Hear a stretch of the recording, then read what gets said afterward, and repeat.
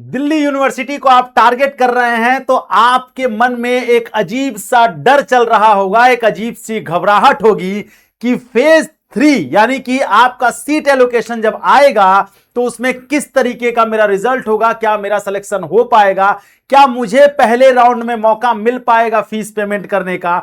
बहुत सारे सवाल चल रहे होंगे। क्या सीट एलोकेशन आएगा तो किस तरीके से मुझे फीस पेमेंट करना होगा, अपग्रेड और फ्रीज क्या होता है, बहुत सारे सवाल होंगे। इन सारे सवालों के जवाब सिर्फ इस एक वीडियो में मैं देने वाला हूं। वीडियो को ध्यान से देखिएगा, अंत तक देखिएगा, ताकि मैं आपको लास्ट तक ये दिखाऊं कि आपका जब सीट एलोकेशन आएगा तो किस तरीके का सीट एलोकेशन दिखेगा, कहां से आपको फ्रीज करना है, कहां से पेमेंट करने का ऑप्शन आएगा, वो सारी चीजें मैं आज डेमो में दिखाने वाला हूं।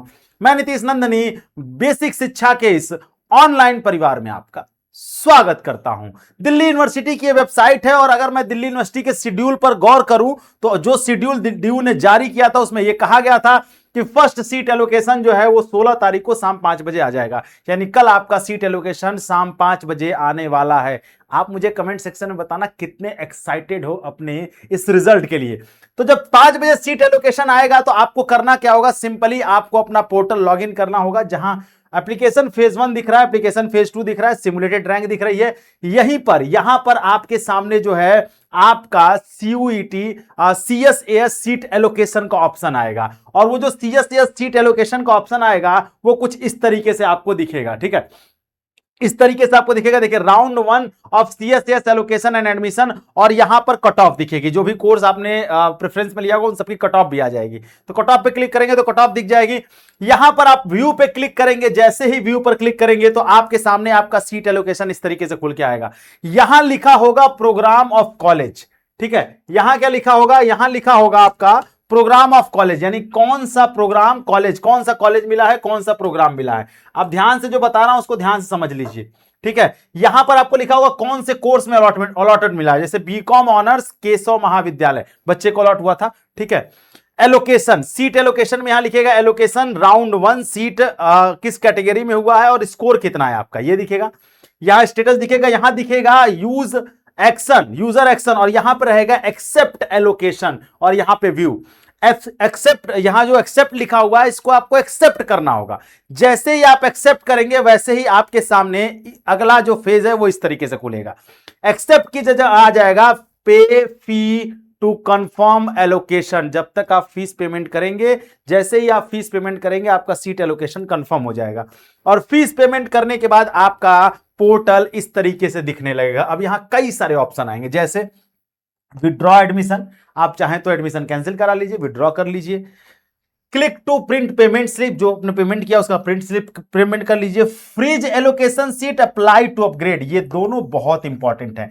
अब है क्या, आपको यहां देखना होगा आपको कितने नंबर का, यहां लिखा है ना चॉइस 22, 22वें नंबर का प्रेफरेंस बच्चे को मिला था, तो आप में भी लिखेगा कितने नंबर का प्रेफरेंस आपको अलॉट हुआ है।